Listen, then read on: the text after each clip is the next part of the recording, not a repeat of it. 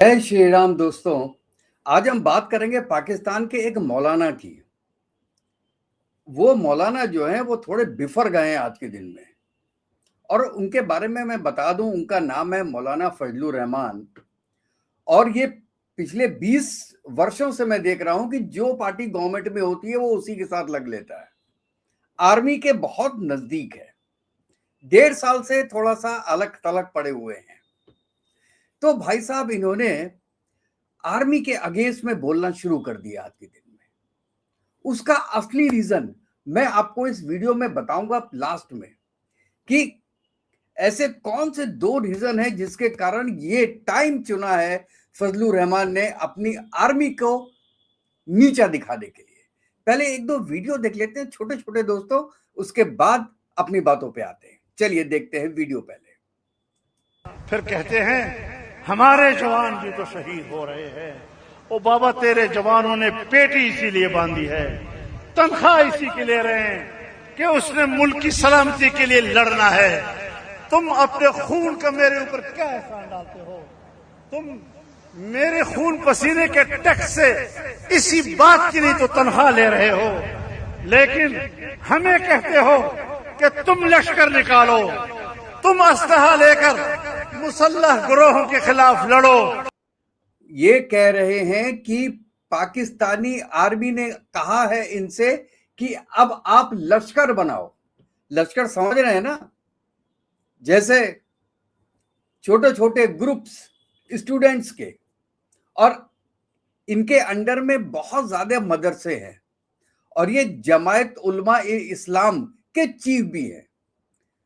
मतलब आधे से ज्यादा जितने मदरसे हैं पूरे खैबर पख्तूनख्वा में, उसके ये हेड है। अब इनसे बोला गया है कि आप लश्कर बनाइए, लश्कर बना के या तो हिंदुस्तान में भेजिए और या तो अफगानिस्तान में भेजिए, क्योंकि पाकिस्तान की आर्मी की अकेले लड़ने की औकात नहीं है। और इसी के बारे में फजलुर रहमान कह रहे हैं कि भैया हम क्यों बनाएं, तुमने पैसे लिए हैं मरने के लिए। वैसे देखिए, किसी हद तक ये बात जायज भी है और नाजायज भी है। कोई मरने के लिए फौज में नहीं जाता, लेकिन मरने की कस्में तो खाता है। और ऐसी कोई सिचुएशन होती है जिसमें कि आपको किसी दूसरी कंट्री से लड़ाई करनी पड़े, तो आर्मी आती है, लश्कर नहीं आता है। चलिए देखते हैं आगे क्या बोलते हैं साहब। मैंने कोई तनख्वाह नहीं ली, मैं कोई लश्कर नहीं बनाऊंगा।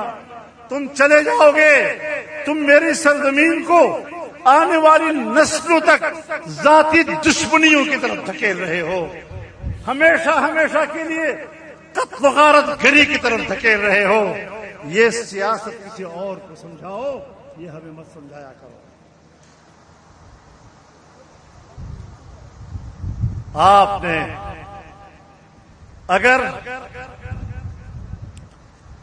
सियासत करनी है तो वर्दी उतार कर आइए, इलेक्शन में हिस्सा लीजिए, पता चल जाएगा कि वर्दी वाले को लोग क्या वोट देते हैं। ये आपका इख्तियार है कि आप जिसको चाहेंगे हुकूमत देंगे और जिससे चाहेंगे हुकूमतें छीन लेंगे। देखिए कितनी बड़ी बात बोली है इसने, कि अगर आपको लड़ना हो तो आप आर्मी की वर्दी उतारिए, पब्लिक के सामने जाइए, वोट लीजिए, अगर आप जीत गए तो राज कीजिए। ऐसे मत कीजिए कि वर्दी भी पहने हुए हैं और आप पॉलिटिक्स में भी हैं। अब ये देखिए कि ये बंदा जो कि एक आर्मी का बंदा है, वो ये बात कैसे कह सकता है। और तो इसकी अब अगला, अब देखिए बातों को, अब इसकी अहमियत खत्म हो गई है। पार्लियामेंट पे 5 सीटें हैं, 10 सीटें हैं, नहीं है। पार्लियामेंट की अहमियत खत्म हो चुकी है। पार्लियामेंट घर की लॉन्ड्री है अब एस्टेब्लिशमेंट की। अब ऐवान की हैसियत नहीं, अब इस मैदान की अहमियत है, इस मैदान की हैसियत है। यह मैदान जिंदा है तो हम जिंदा हैं। तुम जानो और तुम्हारे ऐवान जाने। अय्याशियां करते रहो। हम तुम्हारे इस तरह के जाली ऐवानों को अपने ठोकर के नोक पर रखते हैं। आपको नोटिस भेजा गया, क्या आपको मिला? कोई नोटिस नहीं भेजा, जरूरत भी नहीं हो सकती, जरूरत भी नहीं होगी इंशाल्लाह। ये बाजू मेरे आजमा। अब ये देखिए, इनके ऊपर एक एफआईआर कट चुकी है सेडिशन के केस पे, और कहते हैं कि बहुत जल्दी इनको गिरफ्तार कर लिया जाएगा। लेकिन उसके जवाब में आज लेटेस्ट ये क्या बोलते हैं कि किसी की औकात नहीं है, और मेरे पास ऐसे ऐसे राज हैं कि अगर वो खुल गए तो आर्मी भागती नजर आएगी। सुनिए ये क्या बोलते हैं। हुए हैं, न खंजर उठेगा न तलवार है इनसे। ये बाजू मेरे आजमाए हुए हैं। आए मैदान में, अब खुली जंग है, तबले जंग बच चुका है। अब कोई परवाह नहीं है, कोई लेटर आता है, कोई नोटिस आता है, यूं फेंक देंगे एक पुर्जे की तरह। क्या हैसियत है इसमें? एक दफा नहीं मानना तो फिर नहीं मानना। जब मैदान में है तो फिर मैदान में है। फिर हमने ज़ियाउल हक के मार्शल लॉ को भी नहीं माना, परवाह नहीं की। और जब जनरल मुशर्रफ ने हमें अमेरिका के हाथों बेचा तो फिर मैदान में हम खड़े थे और जेलों में गए, लेकिन उसकी हमें परवाह नहीं की। हमें गुलाम बनाया जा रहा है, हम गुलामी बर्दाश्त करने के लिए तैयार नहीं हैं। मेरे अकाबिर और असलाफ की तारीख आज़ादी के लिए जंग है। मीडिया पर पाबंदी लगाई गई है। एंकर्स जो है वो मैदान में चीख रहे हैं, हमें गिरफ्तार करो, हमें गिरफ्तार करो। क्या जुर्म किया है? मैं आप लोगों से बात करता हूँ, आप लोगों की एक ड्यूटी है मेरी बात कौम तक पहुँचाने के लिए। अभी आप मेरे से जाएंगे, पाबंदी लगा दी जाएगी कि ये प्रेस कॉन्फ्रेंस जारी नहीं करना। क्या आज़ादी है? और इस आज़ादी, इस सहाफती आज़ादी की जंग आपने लड़नी है। हम आपके साथ होंगे इंशाअल्लाह। दोस्तों, आप यहां पे एक चीज देखिए, सडनली मौलाना फजलुर रहमान में इतनी हिम्मत कहां से आई। अब मैं आता हूं अपने पहले बात पे, जो मैंने कहा 2 रीजन। देखिए, पहला रीजन तो मैंने इनडायरेक्ट वे में आपको बता दिया कि ये पिछले 1.5 साल से खाली हैं। हमेशा ये गवर्नमेंट के साथ रहे हैं, आर्मी के साथ रहे हैं। आज के दिन में आर्मी इनको लिफ्ट नहीं करा रही, और दूसरा ये गवर्नमेंट में भी नहीं है। तो इनको अपनी पॉलिटिक्स चमकाने के लिए कुछ ना कुछ करना था। ये तो एक रीजन हो गया, जो कि आपने काफी न्यूज चैनल्स में और यूट्यूब वीडियोस में सुना होगा, देखा होगा। लेकिन क्या ये रीजन काफी है? देखिए, मैलोंग बलोच जो बलोचिस्तान की हैं, आपने देखा होगा उनका क्या हाल हुआ। वो धरने पे बैठे थी, शांति प्रिय धरने, उनको पकड़ के अंदर कर दिया जेल में, और अब उनको उम्र कैद दे दी। इमरान खान जो कि प्राइम मिनिस्टर थे पाकिस्तान के, उनको अंदर भेज के उनको मारने की प्लानिंग है। भुट्टो को तो मार ही दिया था। तो ये आर्मी पाकिस्तान की ये इनका प्रेसिडेंट है, पहले भी करते आए हैं। तो फजलुर रहमान क्या चीज है?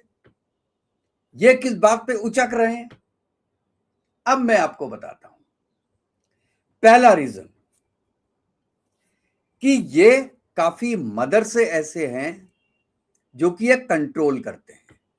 एक बार इनके कहने पे लाखों स्टूडेंट्स बाहर निकल आएंगे, और ये केवल ये आपका पख्तूनख्वा में नहीं है, ये बलूचिस्तान में भी है, सिंध में भी है, और पंजाब में भी है। इनकी से काफी जगहों पर है, और धार्मिक वजहों से सीट चाहे वो ना ले पाए इलेक्शन में, लेकिन अगर इन्होंने कह दिया कि भैया ये आर्मी चीफ जो है ये इस्लाम के अगेंस्ट में जा रहा है, क्रिप्टो करेंसी जो ट्रम्प कार्ड है पाकिस्तान में, उसको अवैध घोषित कर दे, तो भाई साहब पब्लिक सड़कों पे आ जाएगी। अच्छा, तो आर्मी डरेगी, यार इनको पकड़े या ना पकड़े, या इनको बोलने दे कुछ ना कुछ, चुप रहो। एक रीजन इनको ये समझ में आता है हमको कि इसलिए उन्होंने बोला कि हमको कोई पकड़ नहीं सकता। दूसरा जो मेन रीजन है वो ये है कि पाकिस्तान के आर्मी चीफ की पोजीशन आज के दिन में बहुत डाउन है। बलूचिस्तान घुस के मार रहे हैं, अफगानिस्तानी की टीएलपी घुस के मार रही है, पीओजेके में अराजकता फैली हुई है, आप देख रहे हैं। सिंध लड़ने को तैयार बैठा है। तो आसिम मुनीर की पोजीशन ऐसी हो गई है कि वो अपने घर में पराये से नजर आ रहे हैं। केवल फील्ड मार्शल का एक ओहदा लेने से आप सोचो कि आपकी इज्जत बढ़ जाएगी लोगों के बीच में, नहीं बढ़ेगी।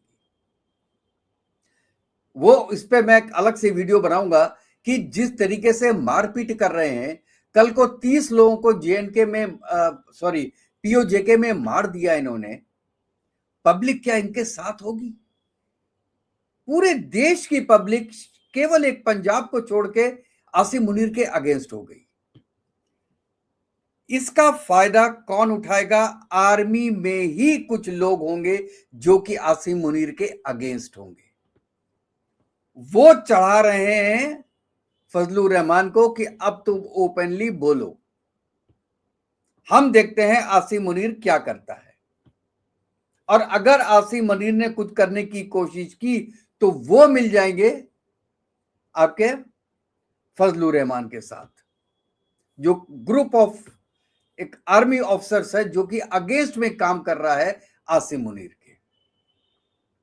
और ये कहते हैं पहला निशानी है तख्ता पलट की पाकिस्तान में। तख्ता पलट वैसे तो एक गवर्नमेंट का होता है, लेकिन यहां पे जो आर्मी चीफ है वो ही गवर्नमेंट है, वो ही सब कुछ है पाकिस्तान में। तो इसलिए मैं कह रहा हूं कि उसका तख्ता पलट होने की पूरी तैयारी हो चुकी है, क्योंकि केवल एक यही एंगल बाकी था। आपके इंडिया के साथ लफड़े लगे हुए हैं, ऑपरेशन सिंदूर अभी तक बंद नहीं हुआ, 2.0 कब हो जाए ये पता नहीं। अफगानिस्तान धो धो के मार रहा है, ईरान के साथ आपकी बन नहीं रही। ईरान और अमेरिका के बीच में जो पीस संधि थी वो फेल हो गई, आप उसमें बिल्कुल पूरी तरीके से नाकाम रहे। आपको एक पोस्टमैन का काम दिया था, लेकिन आप वो भी ठीक से नहीं कर पाए, क्योंकि ना अमेरिका को अब आप पे विश्वास है, ना ईरान को आप पे विश्वास है। यार पोस्टमैन का काम भी ठीक से नहीं कर पाए। इसलिए जयशंकर साहब बोलते हैं ना, दलाली तो ठीक से कर लेते, जिसमें तुमको महारत हासिल है वो भी नहीं कर पाए।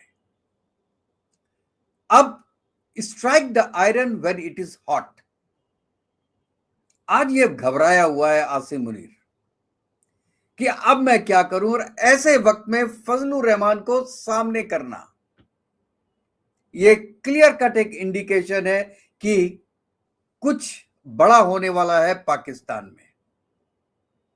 या तो इनकी सत्ता जाएगी, और या तो आसिम मुनीर भाग के, जो उसने यूएस में घर लिया हुआ है, अपनी फैमिली को ऑलरेडी पहुंचाया हुआ है, वहां पहुंच जाएगा पाकिस्तान छोड़ के, और साथ में ले जाएगा अपने शहबाज शरीफ को। और फिर इमरान खान आएगा बाहर जेल से, इलेक्शन होंगे, इमरान खान बनेगा प्राइम मिनिस्टर। ये मुझे लगता है कि एक प्लॉट हो रहा है आर्मी के पैरेलल ग्रुप का आसिम मुनीर के अगेंस्ट में। आगे देखते हैं दोस्तों कि ये होता क्या है। अभी तो सब अटकलें ही लग रही हैं, लेकिन मुझे बहुत पॉजिटिव फील आ रही है इसमें कि ये टाइमिंग क्यों चुनी है। 1.5 साल से बंदा चुप बैठा था, और आज बोलना शुरू किया तो भाई साहब बड़ अगेंस्ट आर्मी के बोलते ही जा रहा है।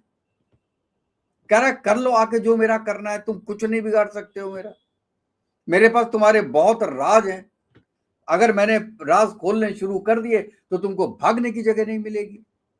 आप दोस्तों इसके बारे में क्या बोलते हैं? अपनी राय जरूर दीजिएगा इसके बारे में। और जाने के पहले मैं इसका एक छोटा सा वीडियो बस आपके लिए लगाऊंगा, वो आप जरूर देखिएगा दोस्तों। शहीद हो रहे हैं। ओ बाबा तेरे जवानों ने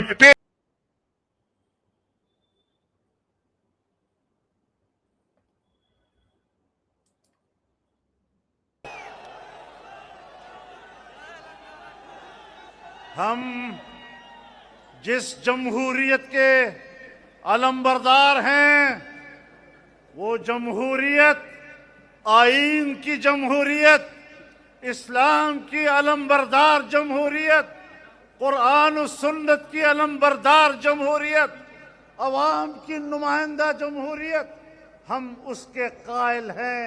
और अगर वहां कुरान और सुन्नत नहीं है, अगर वहां